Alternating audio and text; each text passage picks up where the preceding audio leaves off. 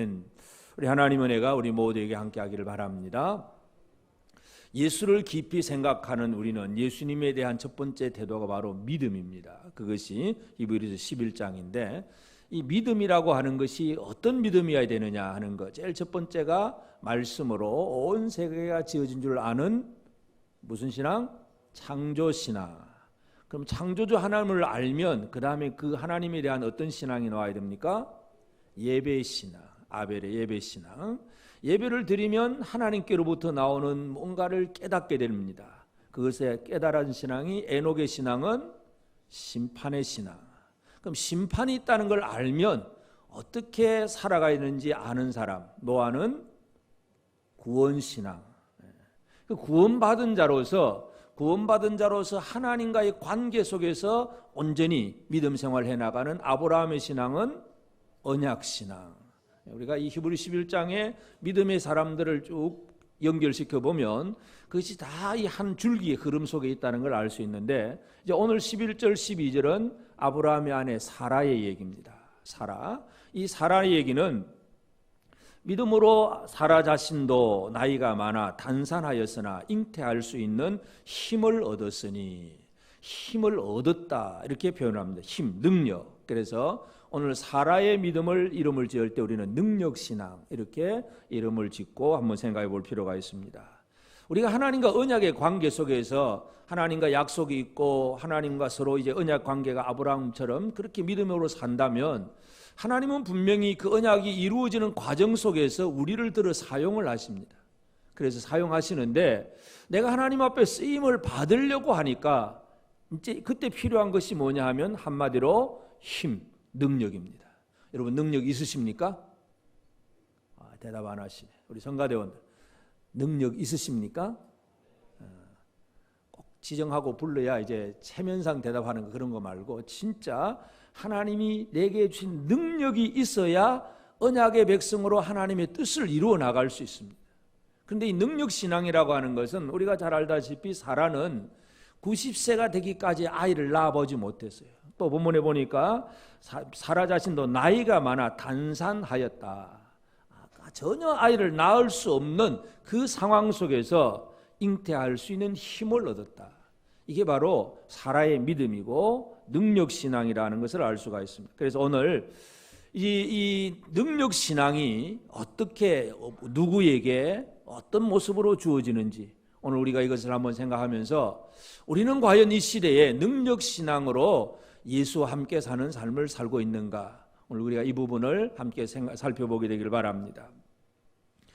기본적으로 우리가 생각해야 될 것은 능력이 사라에게 임한 것이지 사라가 능력이 있다 그렇게 표현할 수는 없다는 것을 기억을 해야 됩니다. 내가 능력이 있는 사람이 아니라 능력이 주어진 것이다. 이 사실을, 이 원리를 제일 먼저 깨닫는 것이 중요합니다. 왜냐하면 사라를 살펴보면 사라의 하나님의 능력이 임하기 전에 사라의 모습은 진짜 한마디로 무능한, 무기력한, 진짜 믿음도 제대로 없는 그런 모습이에요. 그래서 그런 사라에게 하나님께서 능력을 입혀주셨다는 것을 우리가 기억을 해야 되는데, 그럼 사라의 그 첫 번째 모습을, 그 무기력한 모습을 보면 사라는 아브라함과 함께 이제 아브라함이 고향을 떠날 때 부인이니까 동시에 같이 떠나지요. 같이 떠나서 가나안 땅으로 나옵니다. 근데 가나안 땅에 들어오긴 들어왔는데 가나안 땅에 기근이 생깁니다. 비가 오지 않고, 그래서 이 곡식을 얻을 수도 없고 양식을 얻을 수 없는 기근이 생기니까 아브라함이 애굽으로 내려가야 되겠다 그렇게 얘기를 하고 또 남편하고 같이 애굽으로 내려갑니다. 물론 애굽에 내려가서 먹을 것을 구하는 어떤 이 임시 변통으로 먹고 살기 위해서 애굽으로 내려갔지만 이 애굽이라고 하는 곳이 또 낯선 곳이고 또 그곳에 있는 사람들을 보니까 두렵고, 그래서 아브라함이 아내 사라에게 무슨 얘기를 하냐 하면 창세기 12장 12절부터 보면 애굽 사람이 그대를 볼 때에 이르기를 이는 그의 아내라 하고 하여 나는 죽이고 그대는 살리리니 원하건대 그대는 나의 누이라 하라. 그러면 내가 그대로 말미암아 안전하고 내 목숨이 그대로 말미암아 보존되리라. 이 남편이 아내한테 무슨 얘기하는 거예요? 쉽게 말해 내가 지금 죽을 지경에 내가 죽을 것 같으니까 저 애굽 사람들이 와서 당신을 빼앗아가고 나를 죽이려고 하니까 내가 너무 무섭다. 그러니까 내가 좀 살아야 될 테니까 다른 사람이 물어보거든. 그냥 너는 내 누이라고 해라. 아내가 아니고 누이라고 해라. 그럼 실제로 와서 물어보니까 누이라고 하니까 아내 같으면 데려가지도 못하고 뭐 어떻게 다른 수를 쓰겠는데 누이니까 그냥 쉽게 데려가 버립니다. 애굽의 왕 곁으로. 자, 그러면 아브라함도 참 비겁하긴 하지만 사라의 모습은 어떤 모습일까요? 사라는 물론 남편의 말에 순종은 하죠. 좀 좋게 보면 순종을 하지만 자, 남편하고 같이 고향을 떠나와서 살다가 애굽으로 내려왔는데 남편이 무서워서 벌벌 떨면서 자기를 누이라고 해서 그렇게 얘기해가지고 이제 애굽 왕궁으로 지금 끌려가는 처지인데 그 과정 속에 사라는 한마디 말을 하지도 못하고 아무것도 해볼 수가 없는 거. 아니다 소리도 못하고 무기력한 사라의 모습이에요. 그러니까 이 무기력하다는 얘기는 결국 사라의 그 감정이라든지 사라의 의지력, 지정이 의지력이 너무나 약해요. 어떻게 결단할 수가 없어요. 아니야 나는 죽어도 남편하고 있을 거야 뭐 이것도 아니고 남편하고 같이 나왔는데도 남편이 누이라고 하라고 하니까 그냥 그렇게 하면서 애굽의 왕에게로 끌려가잖아요. 바로 이것이 사라의 원래의 모습이에요. 한마디로 사라나 아브라함이나 다 같이 하나님의 어떤 건져주시는 은혜가 아니면 살 수 없는 가장 무기력하고 무능한 사람이 바로 사라의 모습입니다. 여러분 사라보다는 좀 낫지요? 안 그렇습니까? 남편이 우리 아내 되신 분들, 남편이 아내 되신 분들한테 야, 내가 살아야 되니까 니 좀 죽으라 그러면 어떻게 할 거예요? 그래 죽을게 그럽니까? 안 죽지요. 이 의지와 결단력이 있어가지고 잘 그런 사람 별로 없어요. 근데 사라의 모습을 보면 이 감정적인 면에서 아주 의지가 너무 약해. 그래서 자기 말 한마디도 못하고 그냥 가라 그러니까 가고 그냥 끌려가요. 속으로 눈물을 흘렸는지는 모르지만은 하여튼 이 연약한 이 무기력한 모습, 두려움에 빠진 남편의 처사에 대해서 순응할 수밖에 없는 자기 의지의 무능함, 무기력함, 이 혼적인 면에서의 아주 결단력이 없는, 의지력 없는 연약한 그런 사라의 모습을 보게 됩니다. 또 한 가지는 물론 이 육신, 그 육의 모습, 그러니까 의지력은 이 혼의 모습이라고 하면 이제 이 육의 모습, 몸의 모습인데 몸은 말 그대로 신체적으로 이 사라는 아이를 낳을 수가 없다는 거예요. 이게 가장 큰 문제입니다. 그러니까 이 사라는 남편과 함께 가나안 땅으로 이제 나왔는데 10년이 지났습니다. 10년이 지나도 아브라함이 75세에 출발을 했고 아브라함 75세, 사라 65세에 출발을 해서 이제 가나안 땅에 왔는데 하나님께서 그 가나안 땅에 복이 될 거라고 말씀해서 왔는데 10년이나 하나님을 섬기고 그래도 요즘 말로 하면 예수 제대로 믿었는데 10년이 지나도 하나님의 응답이 아무것도 없고 아이도 없고 그러니까 이 사라가 어떤 생각을 하냐면 이거 아니다. 이래가지고는 될 일이 아니다. 그래서 애굽에 갔다가 돌아오면서 그때 딸려온 하갈이라고 하는 그 몸종이 하나가 있는데 남편에게 그런 얘기를 합니다. 저 하갈과 동침을 해서 우리가 아들을 낳자. 씨바지를 드리자 그겁니다. 그래가지고 아이를 낳아서 이제 우리 후손으로 만들자. 그 얘기. 이건 뭐냐 하면 사라는 인간적인 아주 계산적인 그런 인간적인 머리는 돌아가고 있어요. 그러나 하나님을 향한 그 신앙이 그렇게 끝까지 기다림의 신앙이 없는 그런 모습이에요. 그래서 결국은 아브라함과 하갈이 관계를 맺고 아들 이스마엘을 낳습니다. 그러면 아브라함과 사라 사이에 아들을 못 낳은 문제는 결국 누구 문제라는 얘기예요? 아브라함 때문입니까? 사라 때문입니까? 사라 때문이에요. 아브라함은 아들 낳을 수 있어요. 다른 여자하고 하니까 낳았어요. 근데 아내가 아들을 못 낳는 거예요. 여자 문제란 얘기죠. 그러니까 사라는 그만큼 이 몸 자체가 무능함이라 생산할 수 없는 그런 무능함의 문제, 능력 없는 그런 몸, 이것이 바로 사라의 문제예요. 여러분 성경에 보면 아이를 낳지 못하는 여자들이 꽤 몇 사람 나옵니다. 물론 이제 우리가 성탄절을 앞두고 있는데 마리아는 처녀이기 때문에 그는 논리상으로 아이를 낳을 수가 없다는 얘기지만 분명히 결혼을 하면 아이를 낳을 수가 있어요. 그래서 낳을 수 있는 여자지만 성령이 결혼하기 전에 먼저 잉태해서 마리아를 통해서 아들을 예수 그리스도가 태어나게 하십니다.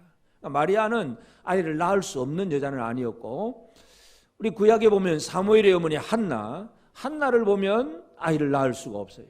남편이 또 두 아내와 같이 있는데 엘가나하고는 아이를 낳는데 자기하고는 아이를 못 낳아요. 그러니까 한나하고 사라하고는 똑같은 처지입니다. 그때에 한나는 어떻게 합니까? 아이를 낳을 수 없을 때에 성전에 가서 하나님 앞에 부르짖고 열심히 기도합니다. 그런데 한나는 그렇게 기도했다는 흔적도 없어요. 사라는 한나는 열심히 기도는 했는데 사라는 그만큼 또 이렇게 한나처럼 기도해 본 것도 없어요. 그냥 연약한 상태에서 어떻게 하면 아이를 낳을까? 내가 안 된다. 그러면 저 애굽에서 데려온 저 하갈 데려다가 어떻게 아들을 하나 낳아서 우리 아들 삼자. 뭐 이런 머리는 돌아가는데 몸의 연약함, 자기 의지 결단력, 이 영의 이 혼의 연약함, 이런 것들이 이 사라의 무기력함이고 무능함이라는 얘기예요. 그리고 이제 하나님께서 아브라함 99세 때에 아브라함의 장막으로 또 찾아오셨어요. 찾아오고 아브라함 99세고 사라는 89세입니다.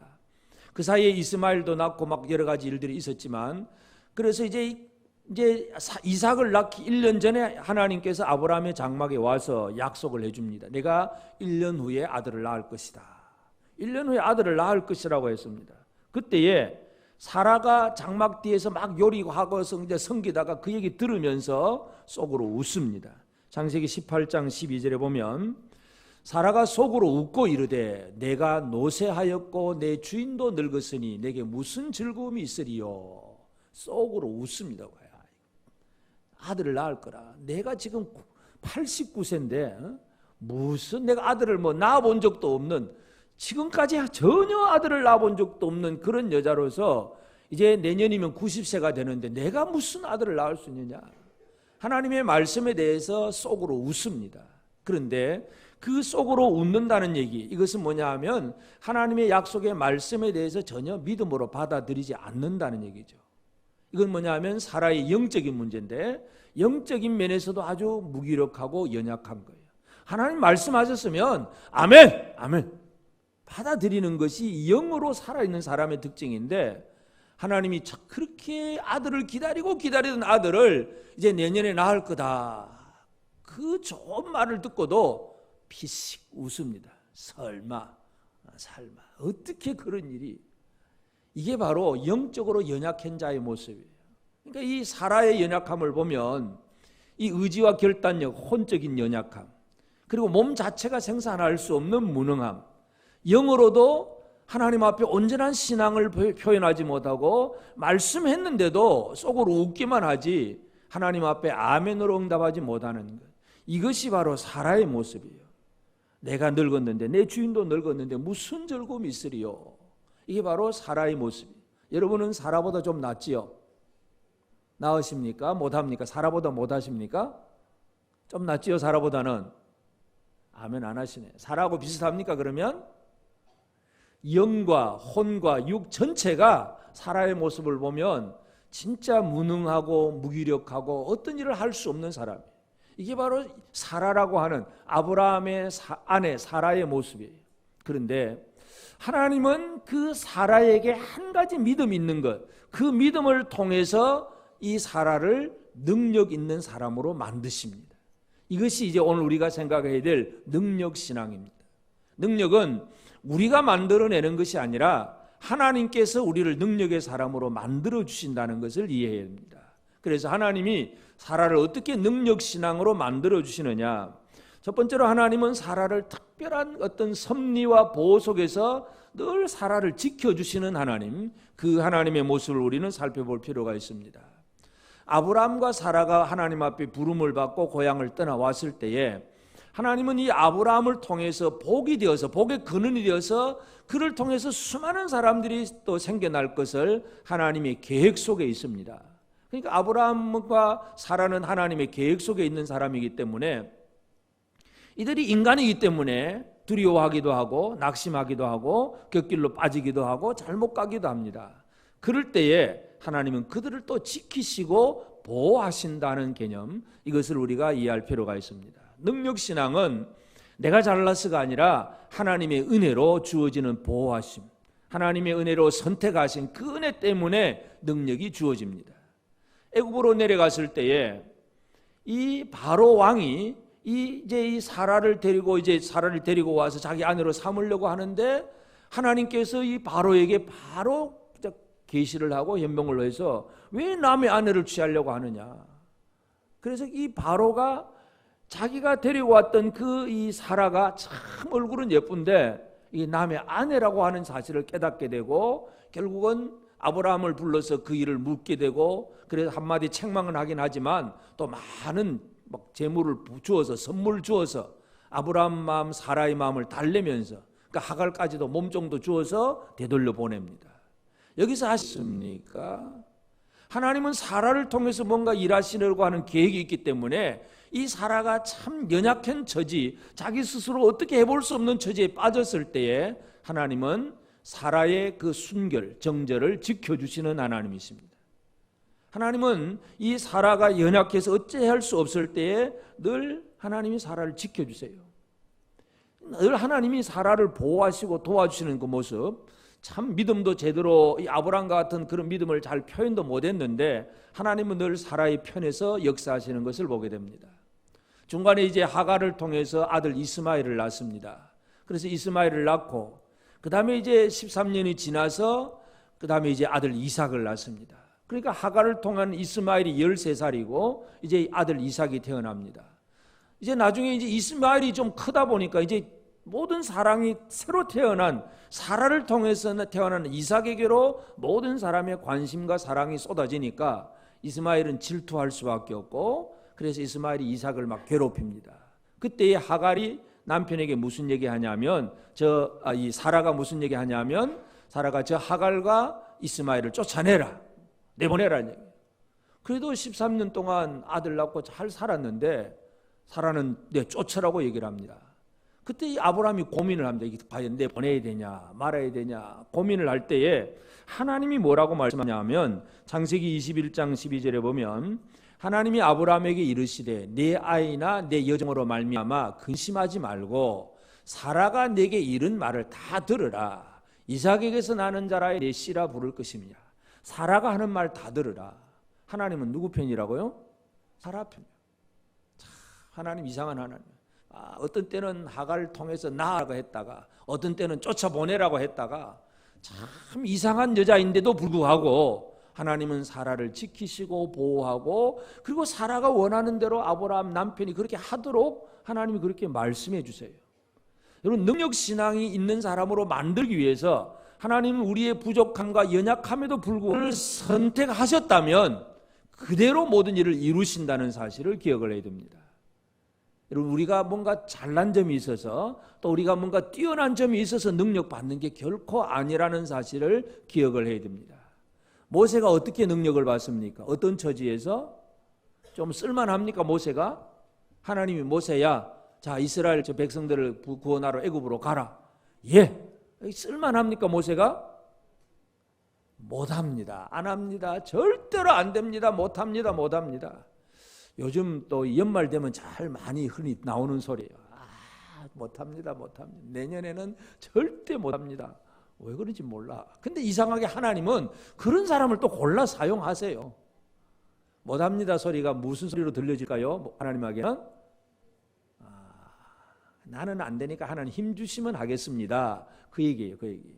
좋게 해석을 하면 하나님은 그렇게 사용하세요. 사라는 육신적으로도 아들을 낳을 수가 없고 혼적인 면에서 정신적인 면에서 의지도 약하고 영적으로 하나님 말씀도 제대로 못 믿고 그리고 아주 욕심도 있고 또 하갈이 막 아들을 낳다고 큰 소리 칠 때 막 하갈을 핍박하기도 하는 막 아주 여주인으로서 아주 남을 이제 학대하기도 하는 그런 잘못된 점도 있고 많은 것이 있음에도 불구하고 하나님은 사라를 선택하시고 부르셨기 때문에 사라를 보호하시고 지켜주신다는 거예요.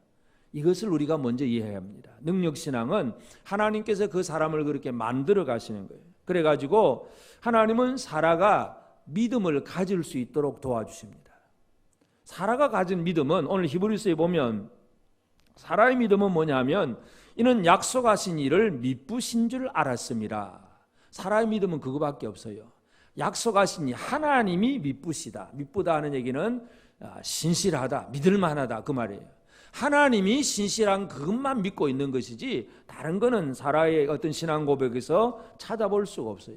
아들을 낳으리라. 이제 1년 후에 네가 아들을 안게 될 거다 하니까 사라는 속으로 피식 웃습니다. 그 말 자체가 안 믿어지는 거. 왜냐하면 내가 지금까지 아들을 낳아본 적이 없는데 어떻게 내가 낳을 수 있느냐. 안 된다 이거예요.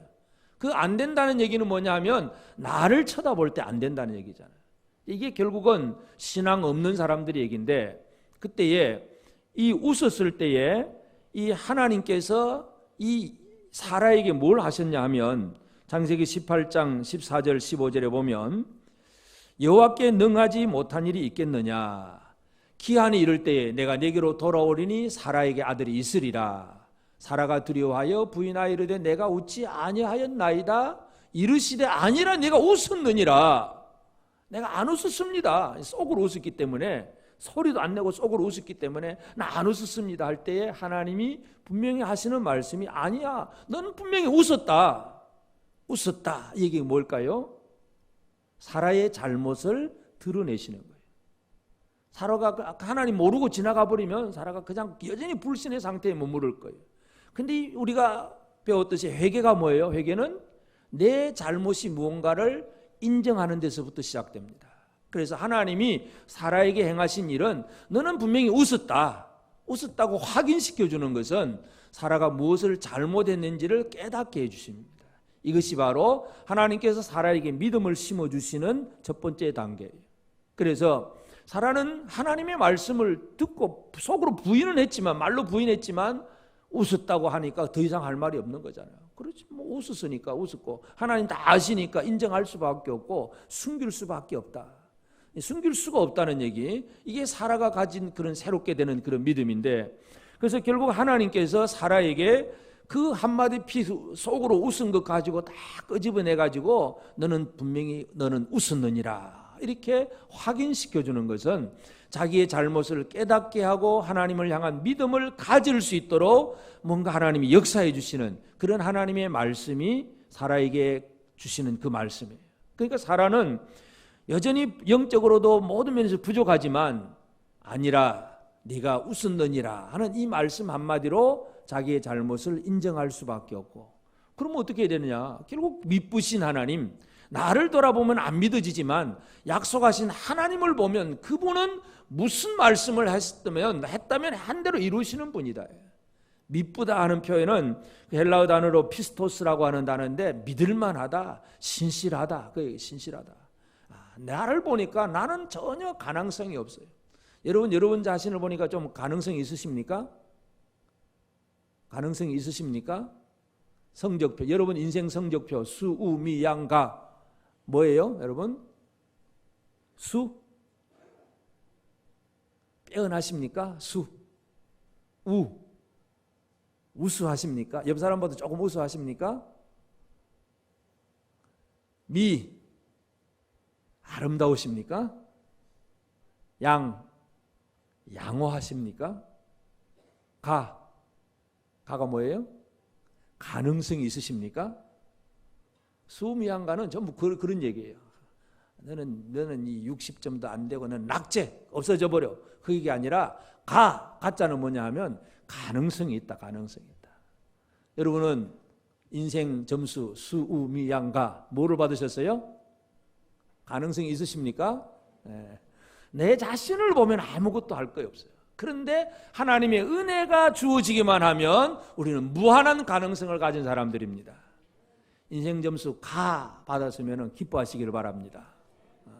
수 안 받았다고 막 여러분 자녀들 구박하지 말고 가 받았으면 야, 넌 진짜 최고의 가능성을 가졌어. 칭찬하면 해주시기 바랍니다. 아멘 될는지 몰라.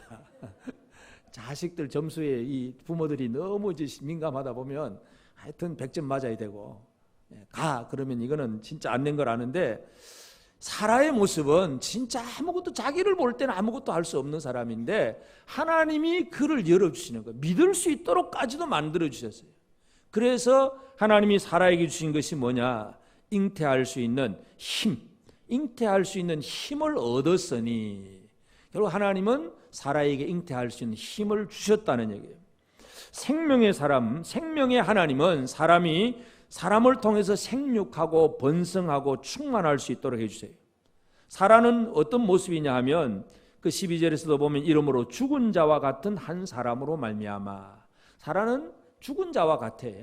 죽었다는 개념은 생산할 수 있는 능력도 없고 아무것도 할 수 없는, 진짜 하나님의 일에 쓰임 받을 수 없는 사람이 바로 죽은 자예요. 그런 죽은 자와 같은 한 사람으로 말미암아 하늘의 흑한 별과 또 해변의 무수한 모래와 같이 많은 후손이 생육하였느니라. 하나님은 이 사라에게 잉태하는 힘을 주셨습니다. 힘. 내 자신은 아무것도 할 수 없지만 하나님의 은혜로 말미암아 잉태하는 힘을 얻으면, 그렇다고 해서 뭐 잉태하는 힘 가지고 사라가 아들을 몇 낳습니까? 사라가 낳은 아들은, 그러면 사무엘의 어머니 한나가 낳은 아들은 몇 명입니까? 한나는, 여러분 한나는 그래도 열심히 기도하고 사무엘 딱 받고 그 다음에 또 아들 또 낳잖아요. 또. 근데 사라는 이삭 하나밖에 없어요. 그런데 한 아들밖에 낳지 않았지만 이 한 아들을 통해서 열국의 모든 민족들이 생겨나는 거예요. 사라는 결국은 하나님이 원래 이름이 사레였는데 사레를 사라라고 바꿔주잖아요. 열국의 어머니, 많은 민족의 어머니. 이게 하나님께서 사라에게 주신 은혜입니다. 그래서 이 사라의 원래의 모습을 보면 진짜 무기력하고 무능하고 또 믿음도 제대로 없고 참 이 인간적인 그런 면으로 가득 차 있었지만, 그래도 하나님은 사라를 사랑하시고 사라를 통해서 일하시기 위해서 그를 택하시고 이끄시고 막 만드셔서 하나님이 능력을 딱 부어주시니까 한 아들, 약속의 아들을 잉태하고 태어나게 합니다. 그게 사라의 역할이고, 그것 때문에 이 땅에 예수 그리스도가 태어나시는 거예요. 약속의 자녀를 통해서 아브라함과 다윗의 자손 예수 그리스도. 아브라함이 낳을 수 없는 중에, 사라를 낳을 수 없는 중에 아들 이삭을 낳게 하고, 이삭이 야곱이 쭉 내려 다윗, 그리고 쭉 내려와서 예수. 여러분, 이 사라의 역할이 뭔가를 잘 이해해야 되죠. 그러면 사라에게 주신 능력이 뭐겠습니까? 아들 못 낳는 여자가 어느 날 아들 하나 낳았다. 생산의 능력, 그 정도만 생각을 한다면 이건 뭐 불임 치료해가지고 뭐 병원에 가서 치료해가 나을 수도 있어요. 근데 사라에게 주신 그 생산의 능력은 그 정도 의미가 아니라 하나님의 나라를 위해서 하나님의 언약의 백성을 만들어 가는 과정 속에서 어떻게 쓰임 받느냐, 그것이 바로 하나님이 사라에게 주신 능력입니다. 그래서 오늘 우리가 이제 이 능력 신앙으로 살아가야 되는데, 이 능력 신앙은 사라가 자기가 어떻게 만들어내는 것도 아니고 자기가 구해서 얻는 것도 아니라 하나님의 은혜로 말미암아 주어지는 것이다. 그래서 우리가 제일 중요하게 우리가 생각해야 될 것이 능력을 주신 하나님의 은혜, 주님의 은혜에 대해서 다시 한번 생각해야 합니다. 우리가 이제 성탄절을 앞두고 있는데 이 성탄절이라고 하는 것이 주의 은혜이지 우리가 기도해서 받은 응답이 아닙니다. 하나님 아들 보내주세요 해서 보내는 건데 아니라 그냥 하나님의 은혜로 말미암아 주신 것이지 우리가 구원받는 것도 마찬가지고, 그래서 능력 주시는 그런 하나님의 은혜를 기대하는 우리의 모습들이 되어져야 됩니다.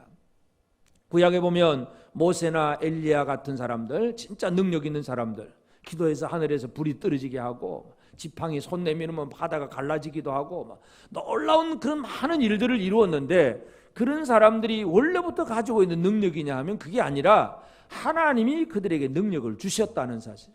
그래서 우리는 능력은 내가 만들어내는 것이 아니라 위로부터 입혀주는 것이다 하는 사실을 기억해야 됩니다. 예수님이 제자들을 12제자를 불러내잖아요. 그 12제자가 어떤 사람입니까? 갈릴리 바다에서 고기 잡던 사람, 또 세간에서 세금 걷던 세리 마태, 열심히 독립투쟁하던 열심당한 시몬, 이런 사람들 다 불러가지고 마태복음 10장 1절에 뭐라 그럽니까? 예수께서 그 12제자를 부르사 더러운 귀신을 쫓아내며 모든 병과 모든 약한 고치는 권능을 주시니라. 권능은 받는 것입니다. 권능은 받는 것입니다. 옆 사람에게 한 번 더 확인시켜 봅시다. 권능은 받는 것입니다. 지금 권능이 있냐 없냐 그 얘기할 필요가 없어요. 권능은 받는 것입니다. 여러분 그 갈릴리 어부, 세리마태 그런 사람 평범한 일상을 살아가는 사람들인데 예수께서 그들을 택하시고 부르셔서 권능을 주어서 하나님이 일을 하게 하시는 거예요. 그리고 부활하신 다음에 예수님이 그들에게 또 무슨 약속합니까? 사도행전 1장 8절 우리 잘 아는 말씀이죠. 오직 성령이 너희에게 임하시면 너희가 권능을 받고 예루살렘과 온 유대와 사마리아 땅끝까지로 내 증인이 되리라. 권능은 주님이 주시는 것이고 우리는 권능을 받는 사람이야. 받으면 예수 그리스도의 증인이 되는 것이다. 이 원리를 제대로 안다면 우리는 이 능력이라고 하는 것이 내가 만들어내려고 애쓰는 게 아니에요.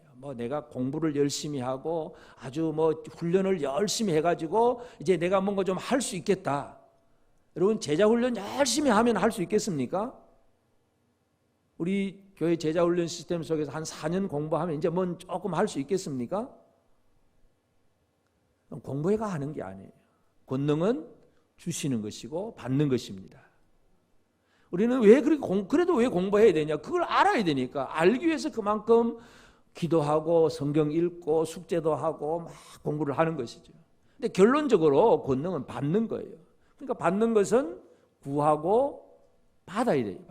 받지 않으면 안 됩니다. 그래서 권능, 능력 주시는 주의 은혜를 기대해야 되고, 근데 그것도 어떻게 기대해야 되느냐? 이제 이것이 사라의 믿음인데, 사라의 믿음은 미쁘신 주님, 미쁘신 약속하신 일을 미쁘신 줄 알았다. 그거 한마디예요.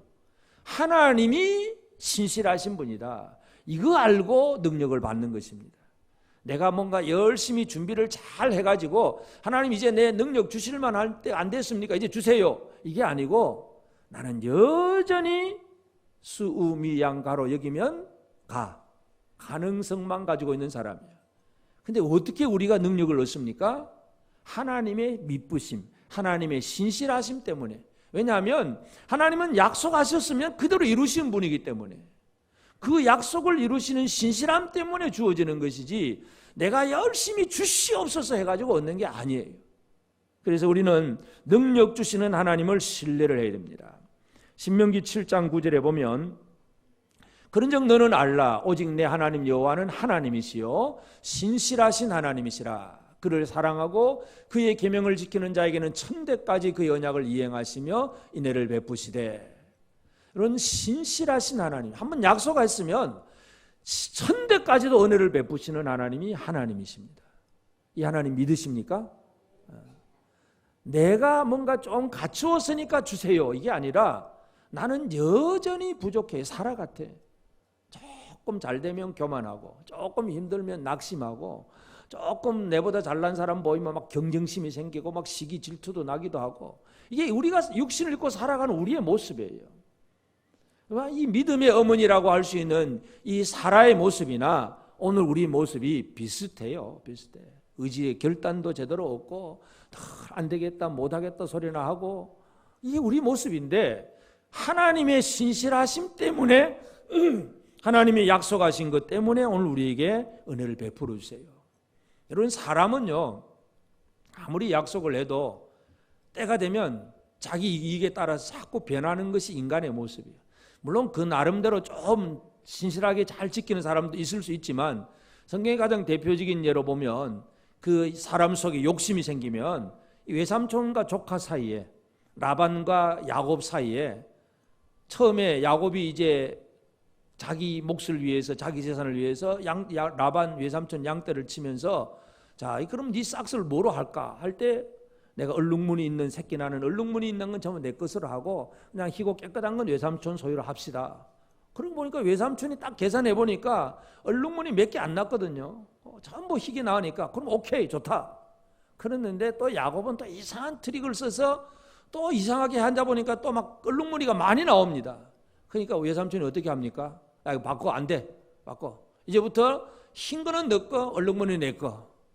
그럽니다. 그러면 또 야곱이 또 트릭을 하죠. 그러면 또 그렇게 하니까 또 바꿔. 나중에 야곱이 자기 아내들한테 그런 얘기를 합니다. 10번이나 너희 아버지가 바꿨다. 물론 꼭 한 번, 두 번 문자적으로 10번은 아니겠지만 그만큼 수없이 바꿨다 얘기해요. 여러분 인간은 그렇습니다. 인간이라고 하는 것은 자기 욕심이 딱 들어가면 오늘 이 시간 약속해놓고 내일이면 또 바뀝니다. 이게 사람이에요. 근데 하나님은 어떤 분? 하나님은 약속하셨으면 아무리 자신에게 손해가 될지라도 그걸 이루시는 분이 바로 하나님이십니다. 하나님의 아들 예수가 왜 이 땅에 오십니까? 하나님의 신실하심 때문에 오시는 거예요. 하나님이 아들을 보내주시겠다고 제일 처음에 창세기 3장에서 여자의 후손이라고 하는 말씀을 하셨기 때문에 그대로 이루시는 것이 바로 성탄절이에요. 성탄절. 우리가 뭔가 구해서 받는 게 아니에요. 그래서 우리는 하나님의 은혜를 알고 하나님의 신실하심만 믿는 것, 이것이 바로 능력을 받는 그런 삶입니다. 그 다음에 이제 우리가 기억해야 될 것은, 그럼 하나님이 왜 능력 주셨습니까? 능력 받은 우리가 해야 될 일은 뭐냐면, 이제는 능력을 잘 발휘하는 생활, 능력을 잘 사용할 줄 알아야 됩니다. 사라에게 주신 능력은 잉태하는 힘이니까 아들 하나만 낳으면 됩니다. 그 사라에게 하나님이 네 왜 아들 10명 안 낳느냐 그렇게 묻지도 않습니다. 아들 하나만 낳으면 됩니다. 여러분, 우리에게 있어서 하나님은 우리 모두에게 하나님의 나라를 이루고 하나님의 언약의 백성이 이 땅에 더 많이 확산되기 위해서 우리 하나님의 택한 백성들에게는 능력신앙이 있게 하십니다. 여러분, 능력신앙을 가졌습니까? 능력신앙 다른 거 없어요. 하나님이 미쁘신 줄 알면 돼요. 그러면 능력을 얻습니다. 그럼 그 능력 가지고 이제는 이 능력을 잘 사용하느냐 안 하느냐, 이게 이제 우리의 책임입니다. 달란트 비유, 5달란트, 2달란트, 그건 일할 수 있는 능력이고 힘이에요. 1달란트도 마찬가지. 근데 이걸 잘 사용하면 그대로 이루어지는 것이고, 안 하고 파묻어 두면 그냥 없어지는 것이고. 이제 한 해를 마무리할 때가 되었습니다. 2014년 하나님 앞에 받은 달란트를 잘 사용하셨습니까? 이제 한번 꺼내볼 때가 되었습니다. 남겼습니까? 여전히 그대로입니까? 좀 남겼습니까? 받은 달란트 좀 남겼습니까? 저 위에는? 그대로입니까? 여전히 파묻어 두고 있습니까? 하나님이 우리에게 능력 주시는 건 그 은혜로 말미암아 우리를 통해서 하나님의 뜻이 이루어지려고 하는 계획 때문에 능력 주셨는데, 능력은 받았는데 이걸 사용하지 않으면, 결실이 없다면 이건 하나님 앞에 잘못된 것이죠.